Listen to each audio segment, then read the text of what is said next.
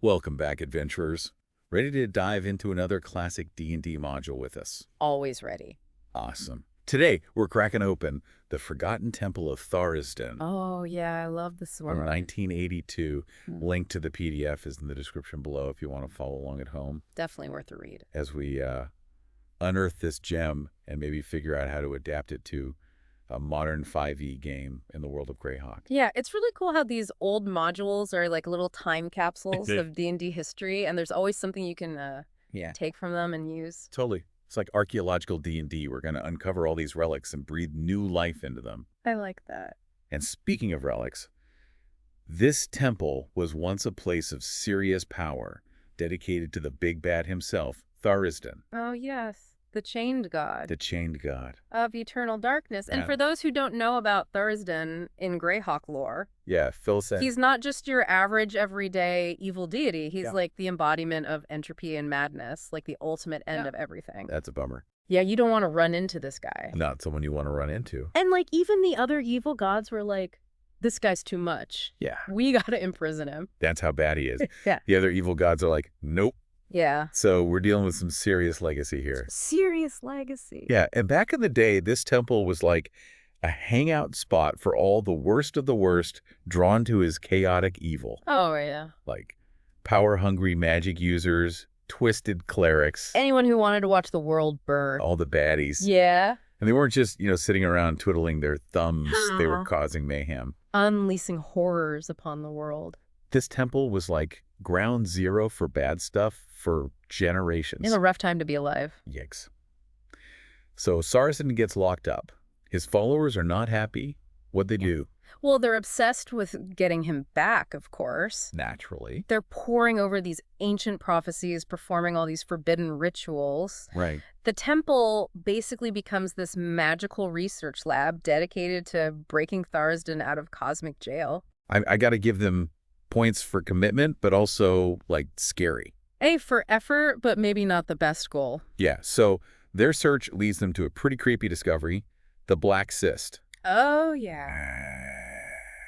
That doesn't sound good. Hidden deep beneath the temple. Okay, I gotta ask, what is the Black Cyst? So picture this, Already. a chamber of just jagged, needle-sharp rock Ouch. radiating this unnatural coal. Grr. At the center, there's this slumbering form shrouded in darkness, crackling with energy. Okay, that sounds ominous. What is it? Some believe it's Tharizdun himself, Oh, no. trapped in some kind of stasis. So did they get him out? That's where the forgotten part comes in.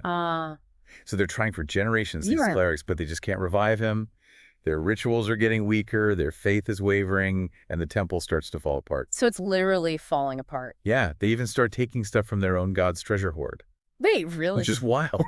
This collection of 333 gems offered by earlier, much more devout followers. Talk about losing faith. They're like, oh, it's not doing anything for us. I might as well pawn some of this stuff. So they're like straight up stealing from their god. Pretty much, yeah. Bold move. Yeah, eventually there's only this one lone high priest left. Oh no. And he just can't do the rituals by himself. Poor guy. He meets his end down in the temple depths, and that's how the place becomes truly abandoned. And forgotten. Forgotten until a certain mountain giant named Grug the Cunning stumbles upon it.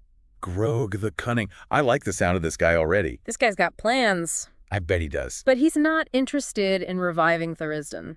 No. No, he's much more practical. What's he after?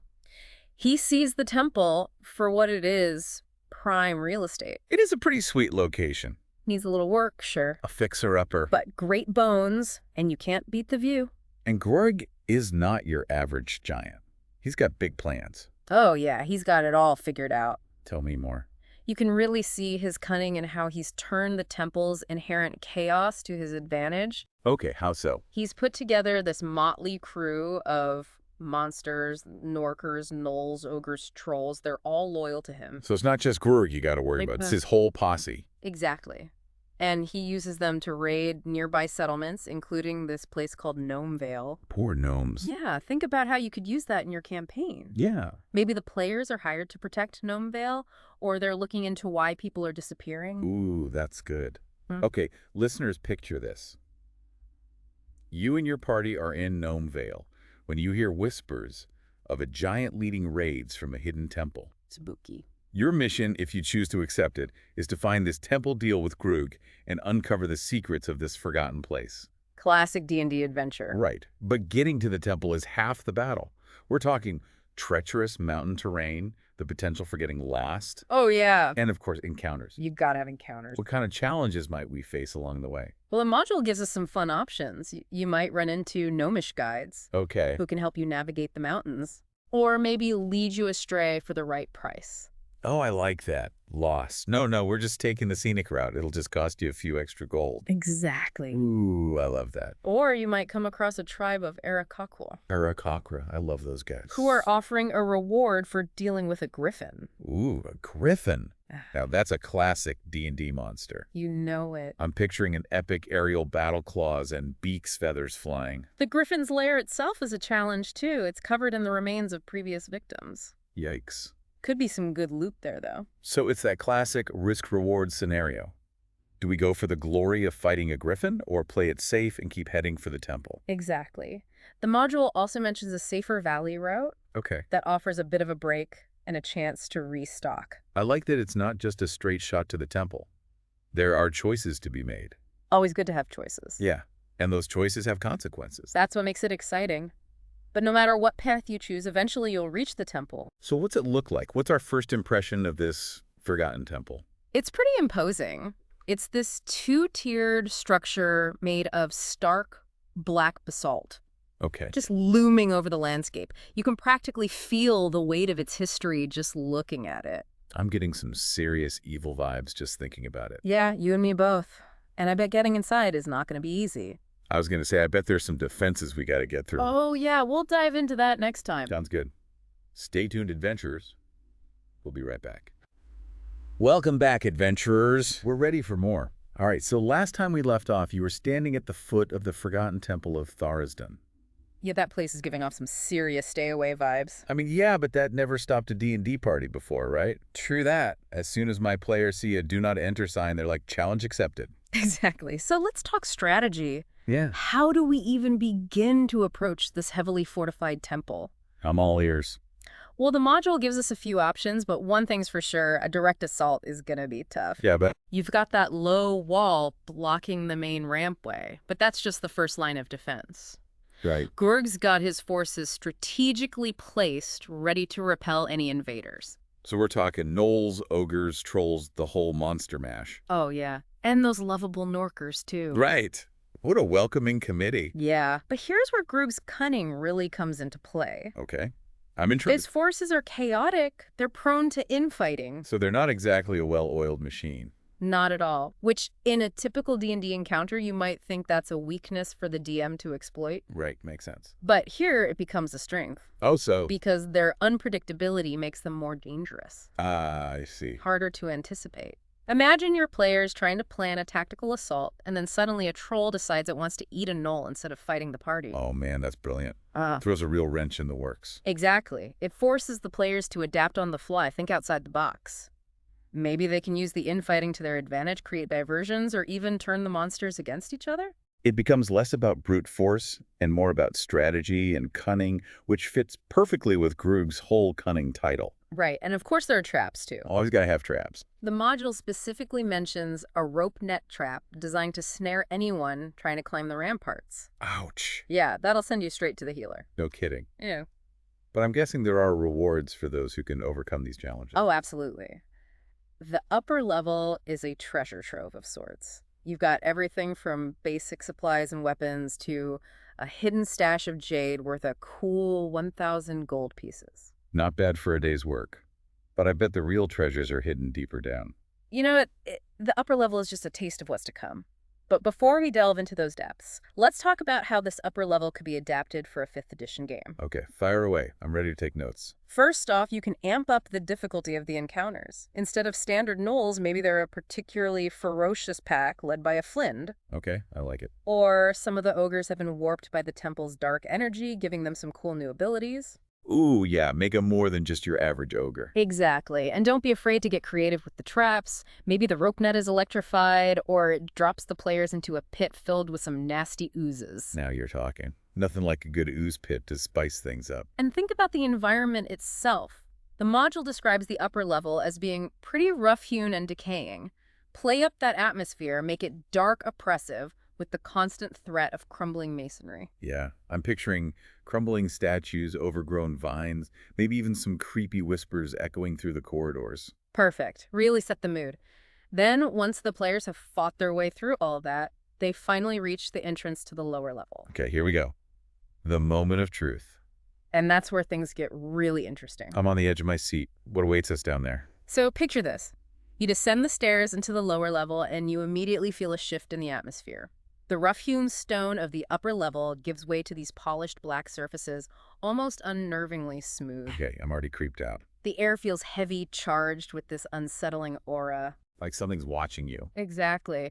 And then you notice these strange colored striations on the walls, almost like veins pulsing beneath the surface. Oh, that's just creepy. The module says that staring at them for too long can cause nausea and even madness. Okay, yeah, that's definitely not good.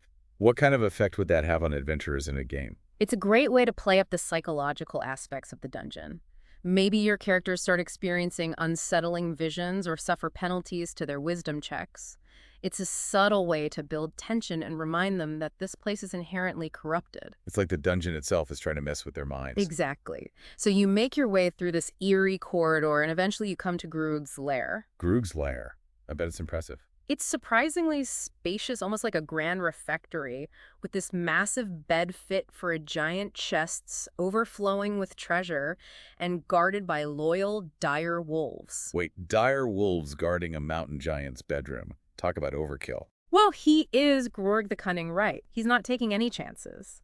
And remember, we're adapting us for 5e, so those dire wolves could easily be upgraded to even more fearsome variants. Oh yeah, let's make things interesting. Exactly. And Grorg himself, he's not just some mindless brute. Right, he's got that cunning title for a reason. It's a shrewd leader who's managed to unite this diverse group of monsters under his command. He might even try to negotiate with the party, offer them a share of the treasure in exchange for safe passage out of the temple. Negotiate. With a giant who's been terrorizing the countryside, I don't think my players would go for that. And that's where his cunning comes in again. He's not going to fight to the death if he doesn't have to. The module says that Grorg has a secret escape route into the dungeon itself, and he'll use his hill giant bodyguards as a rear guard. So if things get too hot, he's out of there. Exactly. And that dungeon, that's where things get really bizarre. I knew it. Lead the way. I'm ready to see what this dungeon has in store for us. All right, imagine this. You come to a staircase leading down into the earth. The air gets colder, and even the dim light seems to weaken as you descend. The dungeon is eerily silent, broken only by the drip of water and the occasional fluttering of bats. Okay, I'm getting chills just picturing it. It's like the dungeon itself is trying to warn you away. And then you enter this large chamber dominated by 4 imposing idols, each carved from black stone and representing a different aspect of Tharizdun's power, strength, wisdom, death, and knowledge. Whoa. Okay, so these aren't just decorations. Definitely not. These idols are key to unlocking the deepest secrets of the temple. The module mentions a mysterious iron horn found in the upper level and hints that it might be used to activate the idol's hidden power. Okay, that sounds like a puzzle waiting to be solved. Exactly. Maybe the horn needs to be blown in a specific sequence, or certain rituals need to be performed before each idol to awaken their power. I'm already brainstorming all the skill checks and role-playing opportunities. Right. And the reward for solving this puzzle, access to the Black Cyst itself. Okay, we finally reached the heart of this Forgotten Temple. Tell me about the Black Cyst. It's even more unsettling than the dungeon above. Picture a hemispherical chamber of needle-sharp rock.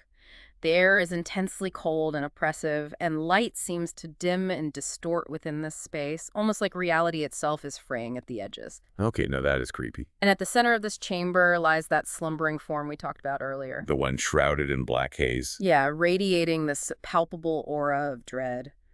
The module is deliberately vague about its nature, leaving it up to the DM to decide whether it's truly Tharizdun or something even more ancient and terrifying. I love that. It's a blank slate for the DM to really tailor the adventure to their campaign. And it forces the players to make a crucial decision. Do they try to wake whatever's slumbering within, risking unleashing a force they can't control? Do they try to destroy it, potentially triggering some unforeseen consequences? Or do they just grab what they can and get out of Dodge before whatever's in there decides to wake up on its own? Man, that's a tough choice. No pressure, players, just the fate of the world resting on your shoulders. But before they make that decision, they might have to deal with some of the temple's more active inhabitants. Oh yeah, we've got those Annis disguised as human women, but wielding iron-like talons. And let's not forget the shadow demons lurking in the darkness. Those guys are nasty, capable of leaving great distances and casting spells like darkness and fear to really play on the player's anxieties. So it's not just a physical threat, but a psychological one as well. Exactly. And then there are the boggarts, masters of disguise and trickery. They can confuse their foes with illusions and electrical attacks, and even shift into a will-o-wisp form to pass through walls. Man, this dungeon is a DM's dream. Absolutely. So many opportunities for creative and memorable encounters. It really is. And if we think about this in the context of a larger Greyhawk campaign, the implications are huge. What happens if that slumbering form is awakened? How does the discovery of this forgotten temple and its treasures impact the power dynamics of the region? So many questions, so much potential. And that's what makes these old-school modules so inspiring. They're more than just dungeon crawls. They're springboards for countless stories and adventures. Okay, adventurers, we're back for the final part of our deep dive into the Forgotten Temple of Tharizdun. I'm excited for this. We've braved treacherous mountains, infiltrated a chaotic stronghold, and descended into the heart of the temple. Yeah, it's been quite the journey. And now we stand before the Black Cyst itself. But we're not just here for the existential dread, right? It's treasure time. Of course.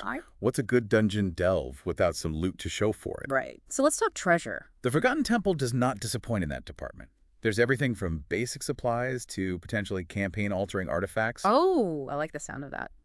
Let's start with something shiny. Remember those 333 gems the not-so-faithful clerics pilfered? Are they still up for grabs? They are indeed. The module places them within the Black Cyst, tucked away in a trapped box. Okay, so not just a simple finders-keepers situation. What kind of traps are we talking about? Needle traps triggered by body heat. Out. But here's where the Black Cyst's unusual environment comes into play. It's intensely cold. So the traps might be dormant, or at least less effective.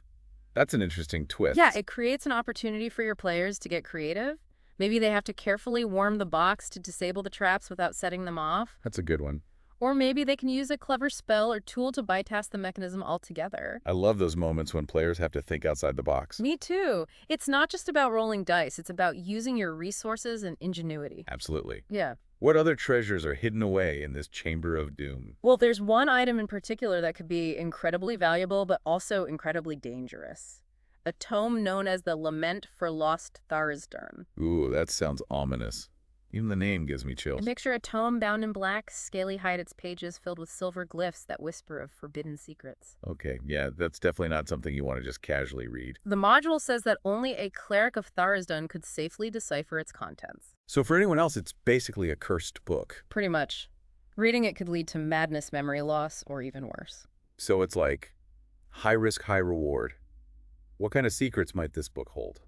The module is wonderfully vague, which is great for DMs who want to weave their own narrative threads into the story. Maybe it contains rituals to free Tharizdun's spells of unimaginable power, or perhaps it reveals the true nature of that slumbering form in the Black Cyst. Oh man, the possibilities are endless. This book could be a campaign-altering artifact, a source of immense power, or a gateway to even greater danger. Which brings us back to that central question, what is that slumbering form? Right.